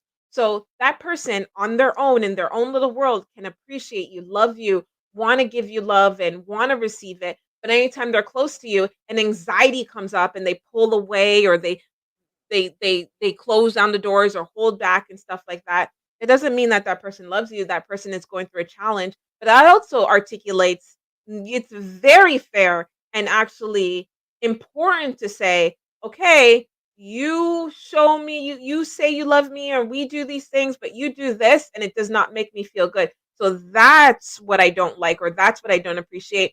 And I always say in my readings and stuff, I always say love is actually the easiest part of any kind of human communications. We're humans. We were literally made to interact with another. That's why we got language. That's why we got communication. We are designed for that. We're not designed to be alone. When we're alone, that means something went over, and maybe we accept that, but we're designed that. So love is the easy part. Working together in a relationship, putting one human, individual, autonomous being next to one. And now we have to plan dates. We have to share in our its intimacy together. We have to be responsive. That's a lot to work out. That's a lot to work out. And so you can love somebody, but you might not have the compatibility. And again, somebody can love you, but they might. But also, in me saying that, it depends on what somebody defines as love. Because me for someone that I don't want in my life because I don't appreciate the choices that they make, the actions that they take, the consequences of it, I don't appreciate them, right? And for me to say I love you, I care about you, but I don't want you in my life because I don't appreciate these things. It's also me saying that I'm not asking this person to change on a benefit to me. That this person makes choices that I don't like and maybe makes choices that will harm me, but I'm not going to ask them to change. I'm going to say, you know what, you be you. Because me asking you to be better to me or me asking you to be different to me is also asking you to change. And you are an autonomous person. I can let you know what I don't like.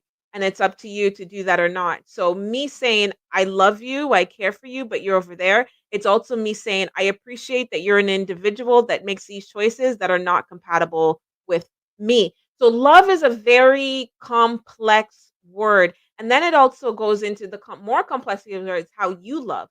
So a person saying, I show my love by doing this and doing this and doing this. So we have to think how other people show their love. And if you might meet somebody that you show your love in a certain way and they also show love in that way, and then that makes it really nice and really compatible. But you could show your love in a way that someone else doesn't show a love in their way. Or it could really be that this person like does not care for you, does not have any, does not care if you live or die, does not care if you get hurt, does not even think about you, does not have any emotions towards you. And then that we could say that that person does not love. Um, so it's a complex word when people say, "Does this person love me?" I always get a little nervous. I can't lie. I get not like I get nervous. I'm just like, okay, wait, what do they mean? And usually in here I'm talking, right? Because I'm giving a little bit of my sense of education and theories. In a private reading, I don't do all of that. I don't need to do all that because we're privately. So you could literally just tell me in a private reading and explain to me what your concept of love is. And I've asked that for clients. They say, "Does this person love me?" And I say, "What is your concept of love? What does love mean to you?" And then I'll look to see if that individual matches that. And then I've gotten sometimes where somebody says, compassion or um, healthy communication or being present. And then I'll look and then I'll see that the other individual does not value those things. They don't value present communication. They don't value compassion. They value things like gifts or being a provider or giving money or those kind of things. So then it's like, well, then you're not going to think that person loves you because that's your position of love. So I always get nervous when I read that because, it's funny because remember, I'm the reader. So when you ask me about another individual, I'm not looking at it from your perspective. I wouldn't be a reader then.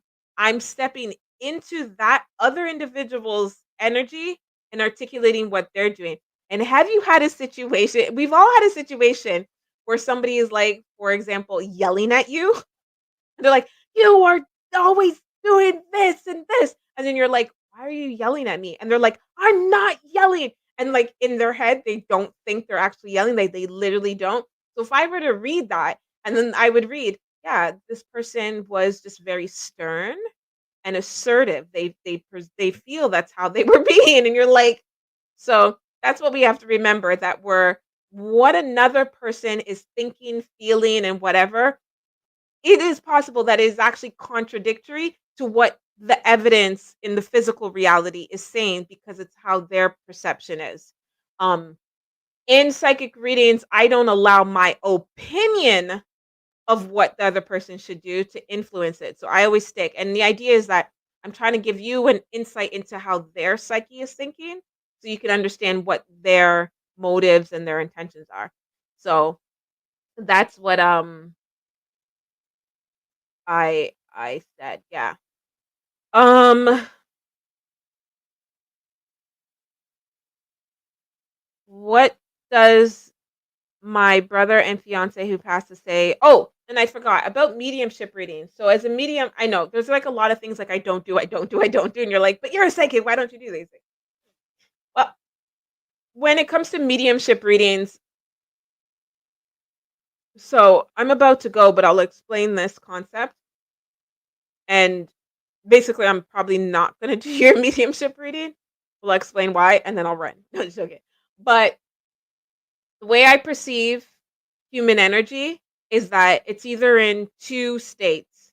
It's either in a physical state or it's in a physical and spiritual.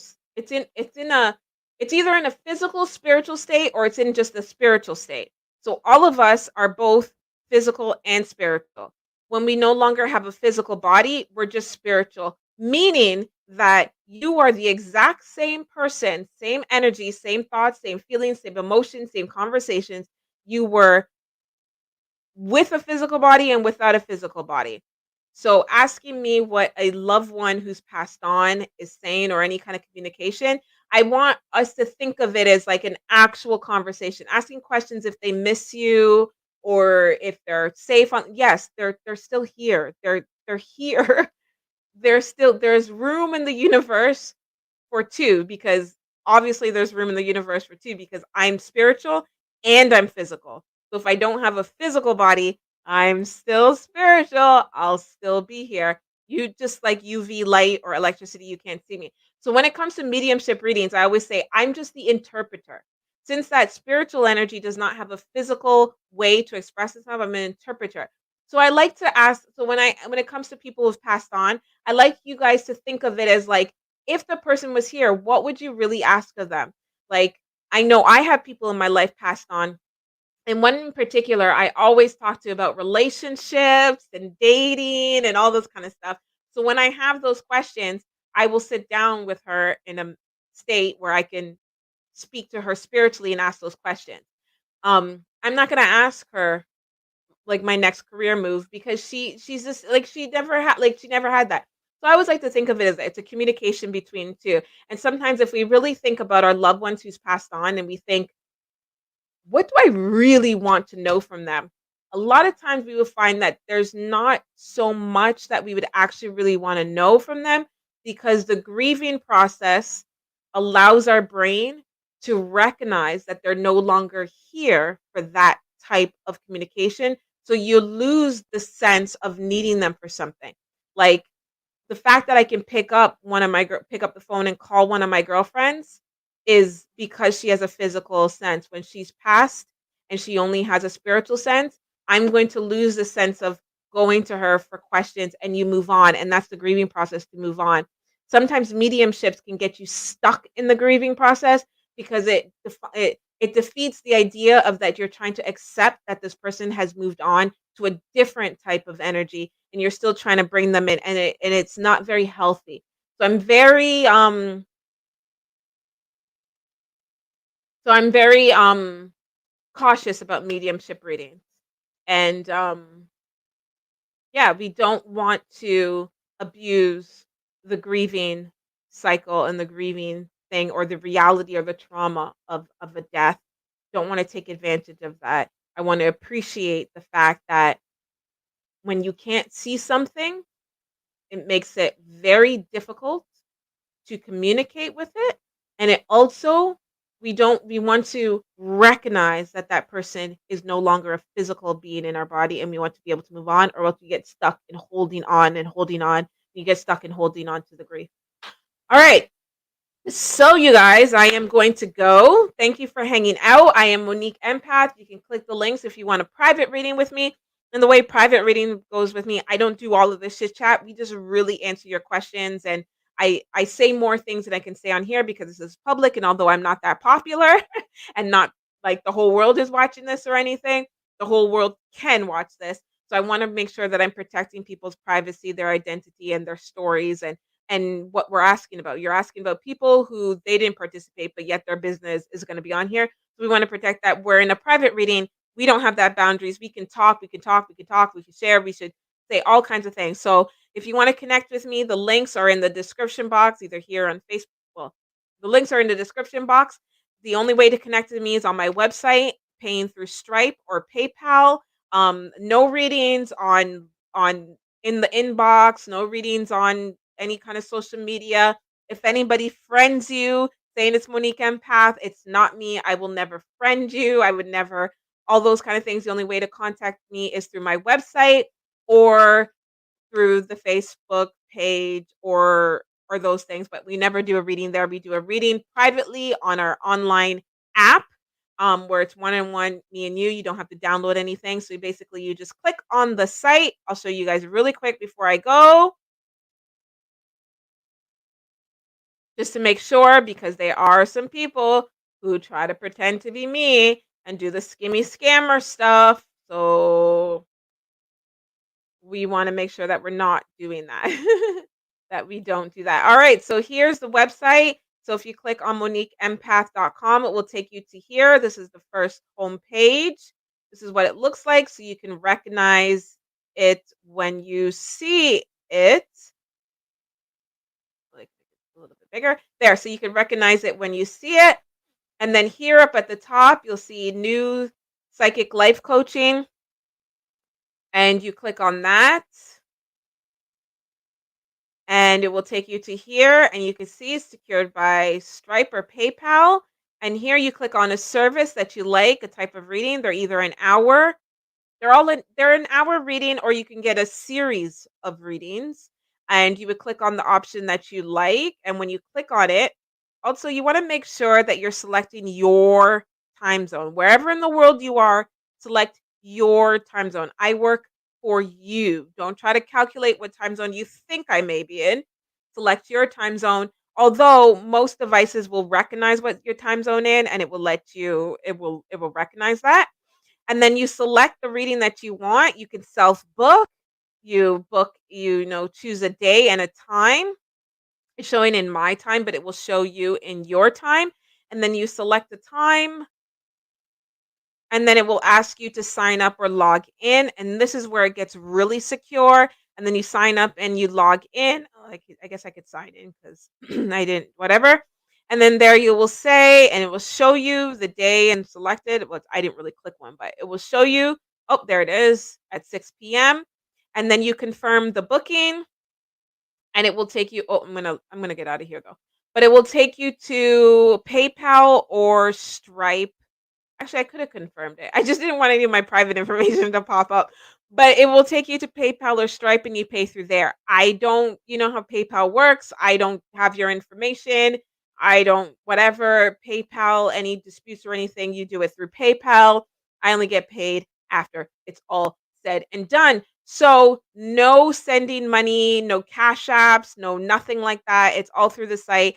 And then you would get a little, you'll get an email that has the link to our private conversation, and it will just be like a video like this, but it would just only be me and you and no one else, and we could talk and drink tea and sip water and talk about all your stuff. And I do future predictions. I do what the person's thoughts, thinking, feelings, their energy, those kind of things. While I don't tell you what to do, so I couldn't tell you what choices to make, what we're going to do is going to bring up what's going on. We're going to bring up what the challenges are going to be, and we're going to I'll present you as much information, so making your choices will be a little bit easier. And that's how the whole life coaching psychic thing goes. And if you just want to be back here for another free reading and listen to me yammer, stay connected to the website or the social media or just YouTube. Follow, subscribe, like on YouTube, and there will always be an opportunity to have free readings here. Always. Always. All right, you guys. So again, thank you for hanging out. I had a lot of fun, and have a great weekend if that's where you are at. It is the weekend. Okay, I'm